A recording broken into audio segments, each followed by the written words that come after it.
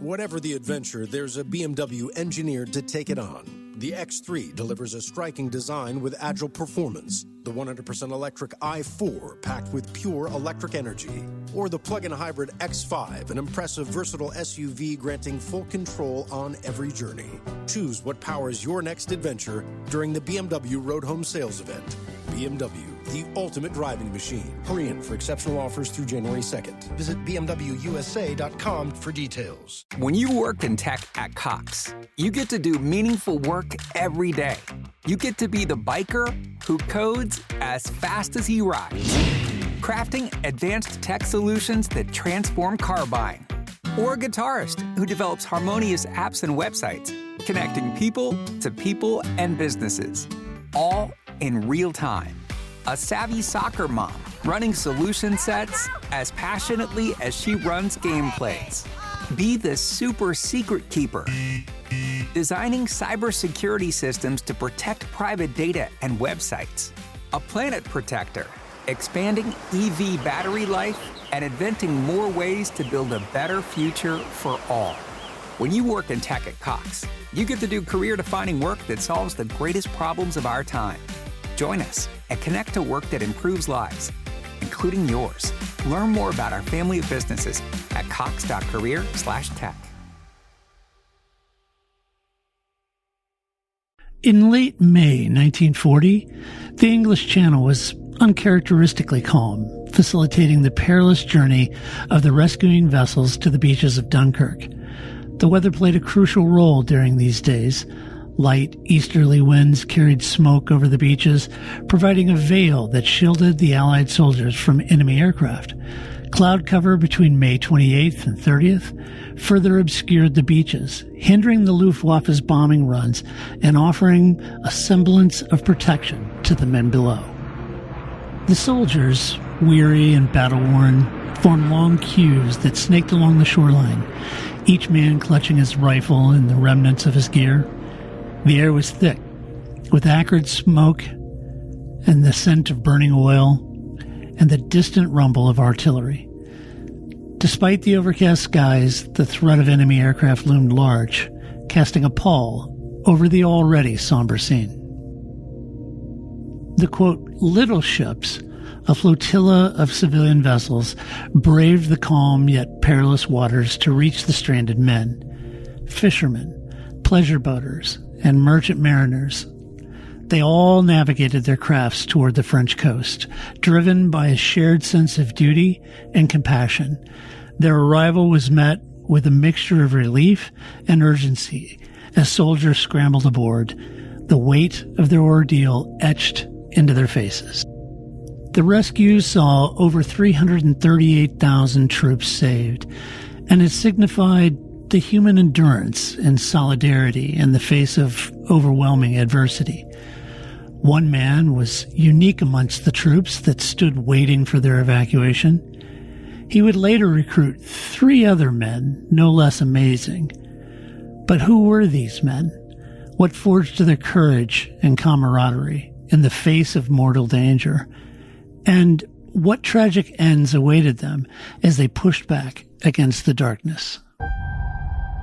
Hey, it's Todd, and you're listening to the Park for May Stories. We're taking a second glance at the history of motorsport. In this episode, we're going to be talking about from legends to heroes. The air in occupied France was thick with tension, a land of whispered secrets and unseen dangers. By night, clandestine figures moved through the cobblestone streets, evading the prying eyes of the Gestapo. Their missions were audacious, their lives perpetually on the line. Among these shadowy operatives were 3 remarkable men who orchestrated acts of sabotage and resistance against the German war machine. William Grover Williams joined the SOE and was deployed to France in 1942, parachuting blind near Le Mans. He organized and coordinated the Chestnut Network, which operated near Paris to assist the French resistance. Grover Williams was codenamed Sebastian, a name whispered with admiration in resistance circles. Jean-Pierre Vermeulen was born in Paris, France, and during the German occupation of France in 1940, he and his friend Robert Benoit also joined the SOE.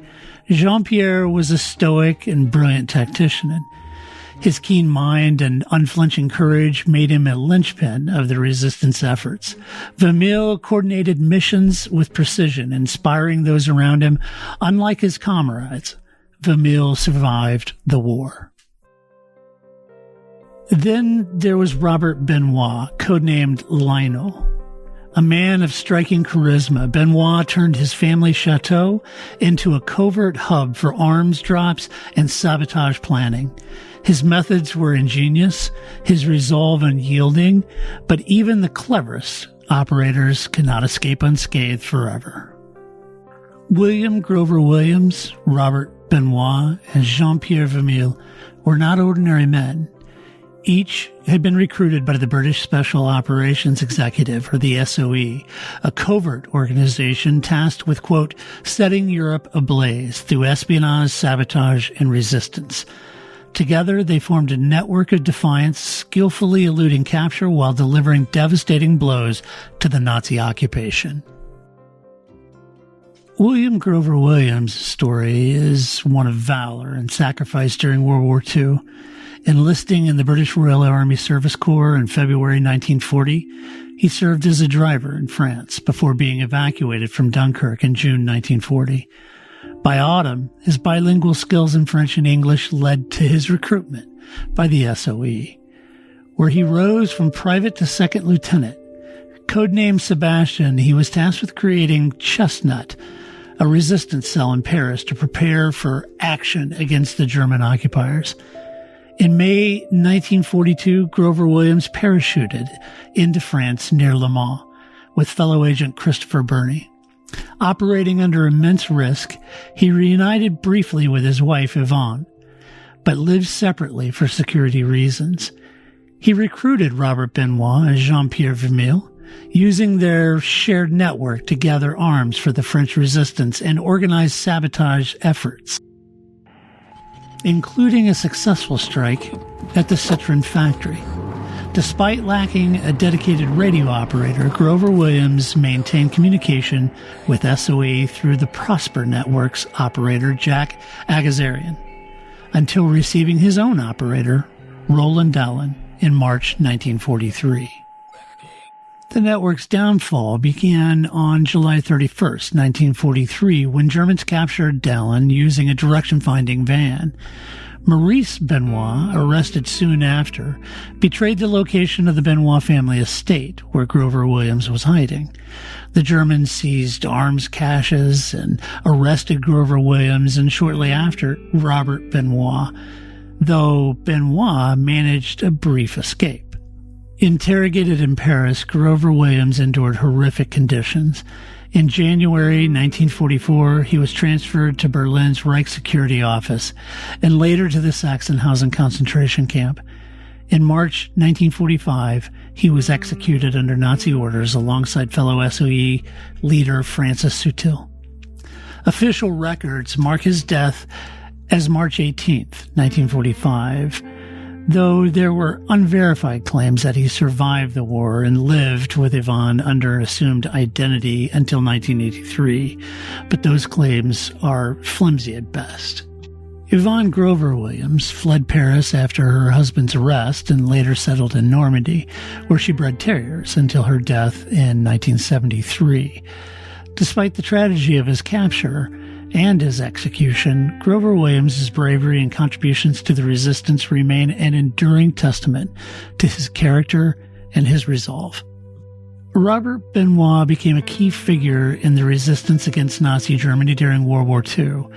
Following the fall of France in 1940, he joined the Special Operations Executive, or SOE, to disrupt German control through sabotage and support of local resistance movements. In 1942, Benoit Chateau became a hub for the Chestnut Network, established by SOE agent Williams Grover Williams to aid the French resistance. The network facilitated weapon drops and supply distribution, but was compromised in 1943 when German forces raided the chateau, capturing Grover Williams and Benoit's brother Maurice. Benoit himself narrowly escaped, undertaking a daring series of evasions, including leaping from a moving car and hiding in Parisian rooftops. After fleeing to England in August of 1943, Benoit received training in explosives and covert operations.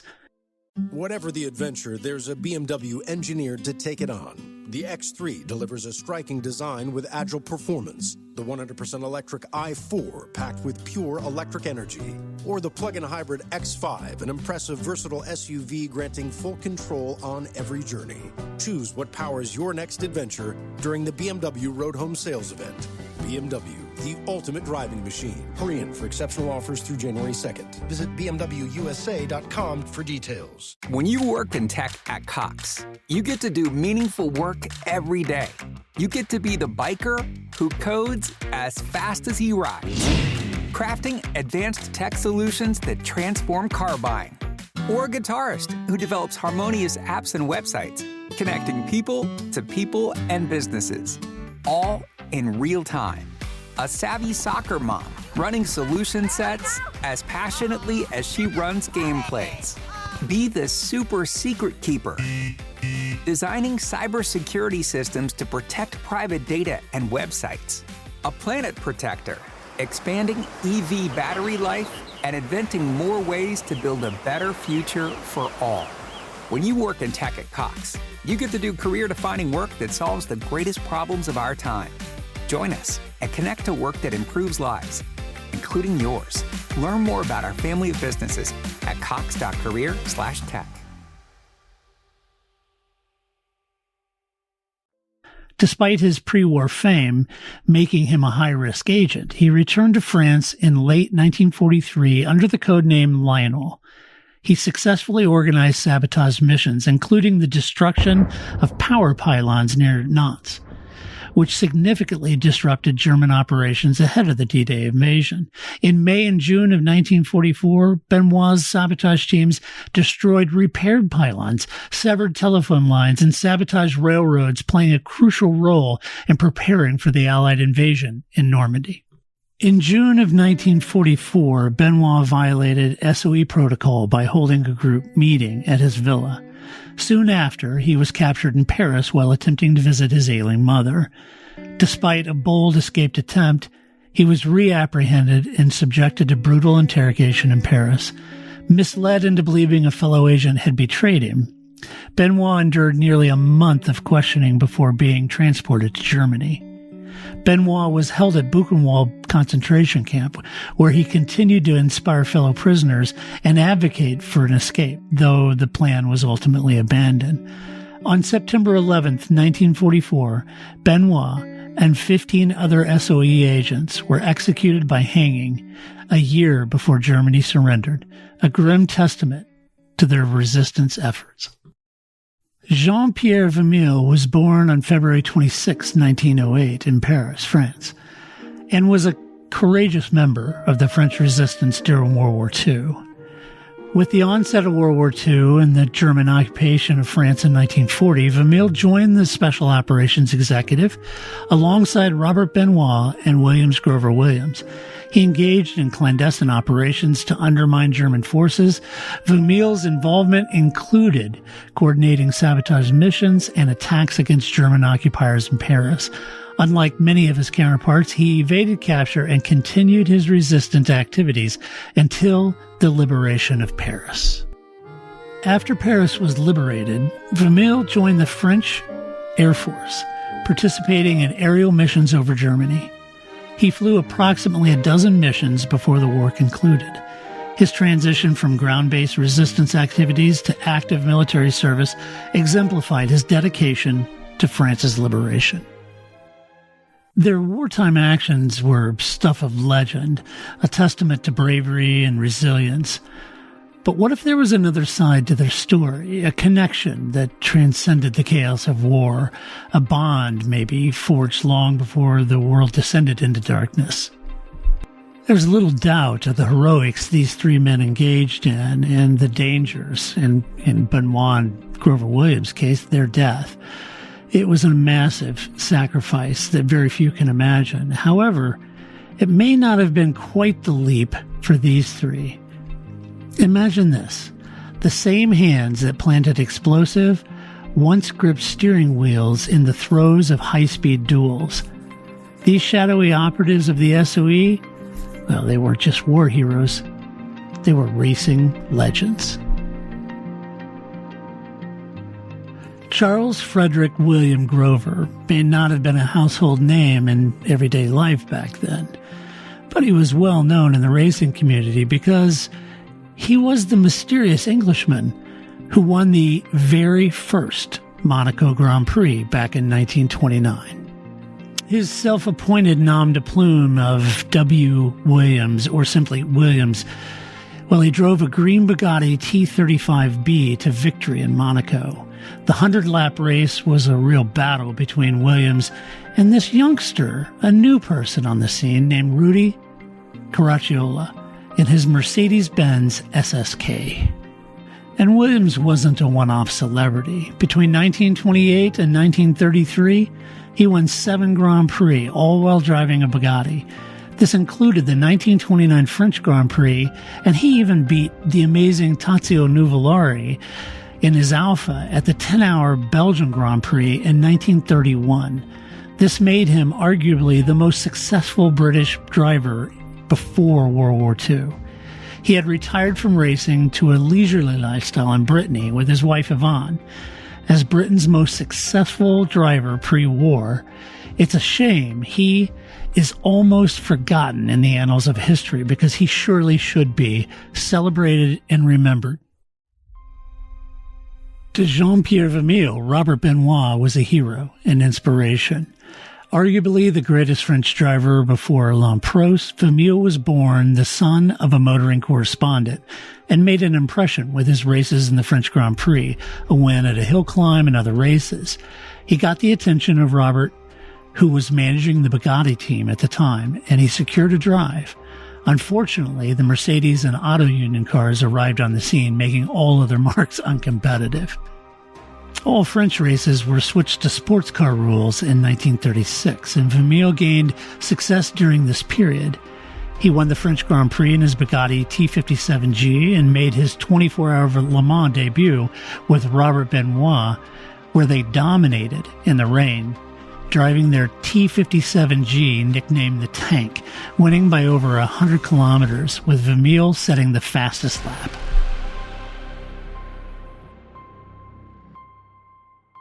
Vermeulen turned down an offer from Mercedes, but he did drive for Enzo Ferrari in one of the Alfa Romeos in 1938, but the new 12-cylinder car was a disappointment. And then the war came. Robert Benoit was the son of the gamekeeper for Baron Henri de Rothschild. He was called up to be a soldier in World War I in the French military. Eventually, he transferred and became a fighter pilot in World War I and a flight instructor. After World War I, he craved that adrenaline, that excitement, and joined the Team Delage in 1924. They built an 8-cylinder 15S8 for him to drive. He won the French Grand Prix, which was the same race that claimed the life of Antonio Ascari on July 26, the father of Alberto Ascari. In 1927, he won the French, Spanish, Italian, and British Grand Prix, earning the season title for Delage. He became the only driver to win these major Grands Prix in the same year, and he was honored by the French government for doing so with the Legion of Honor. He eventually became the team manager for the Banville Garage in Paris. He was a manager/racer, and he won the Spa 24-hour race in 1929, driving an Alfa Romeo. He then took the role of competition manager for Bugatti in 1934. In 1937, he and Vermeulen won the 24-hour of Le Mans. It was his last victory before retiring from racing, and he was well known in France, which makes his exploits during the war even more amazing. Between the three SOE agents, They had a combined 15 wins, 8 pole positions, and 23 podiums in an era that was really hard to do. William Grover Williams, or W. Williams, born to an English father and French mother, was a competitor of Benoit's during his time. He was known for his determination and skill on the track. He was also described as charming and trustworthy. Robert Benoit. Benoit was a top race driver during the 1920s and a brave and resourceful individual. Benoit's courage in racing directly translated into his wartime activities. Jean-Pierre Vermeulen was active at the same time in the same racing circles as Grover Williams and Benoit. Recognized for his talent and composure, Vermeulen was a respected figure among his peers. This shared passion for racing brought them together, fostering mutual respect and camaraderie. Their pre-war interactions were marked by professional rivalry and mutual admiration, which evolved into deep trust and collaboration during the war. The post-war outcomes, well, they're grim. Grover Williams, captured by the Gestapo in 1943, was executed in 1945, tortured. Benoit, captured, tortured, executed by the Nazis in 1944. Vermeulen, he survived the war, and he actually returned to racing, achieving further success before his death in South America during a race in 1949. How fitting, then, that these masters of precision and adrenaline would become SOE operatives. Their racing careers honed the very skills they needed for espionage, strategic thinking, coolness under pressure, the ability to push the limits without hesitation. Their pre-war bonds of friendship became the bedrock of their wartime collaboration. As resistance fighters, they relied on each other with the same trust they had gotten on the track, the trust that was forged on the track. Their story is one of transformation, of how 3 men, united by a shared passion for racing, became heroes in a very different kind of race. A race against tyranny, against time, and ultimately against fate itself. So the next time you hear the roar of an engine or see the flash of a racing car speeding by, think of Williams Grover Williams, Robert Benoit, and Jean-Pierre Vermeulen. Their legacy isn't just etched in the history books. It lives on in every act of courage, every battle fought for freedom. You see, this is more than a tale of war or racing. It's a story of how ordinary men with extraordinary talents rose to meet an extraordinary challenge. A reminder that even in the darkest of times, the human spirit can shine, surely, as brightly as a checkered flag on a sunny day. Thanks for joining me on this second glance at the history of motorsport. If you like what you hear, share with a friend. Give us a like. Stop by our YouTube channel or www.theparkferme.com. And as always, thanks for your time and your kind consideration.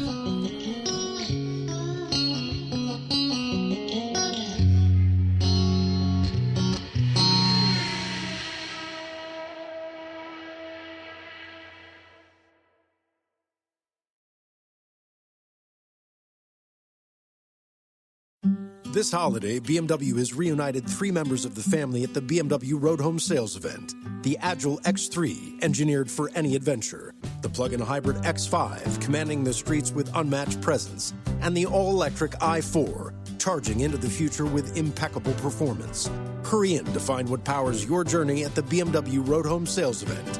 BMW, the ultimate driving machine. Visit Valley BMW Center today for attractive lease and finance offers.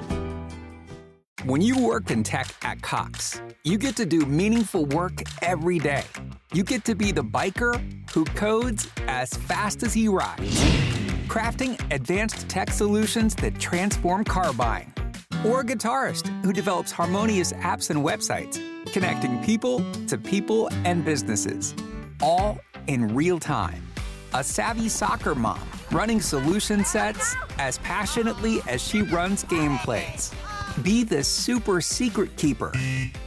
Designing cybersecurity systems to protect private data and websites. A planet protector. Expanding EV battery life and inventing more ways to build a better future for all. When you work in tech at Cox, you get to do career-defining work that solves the greatest problems of our time. Join us and connect to work that improves lives, including yours. Learn more about our family of businesses at cox.career/tech.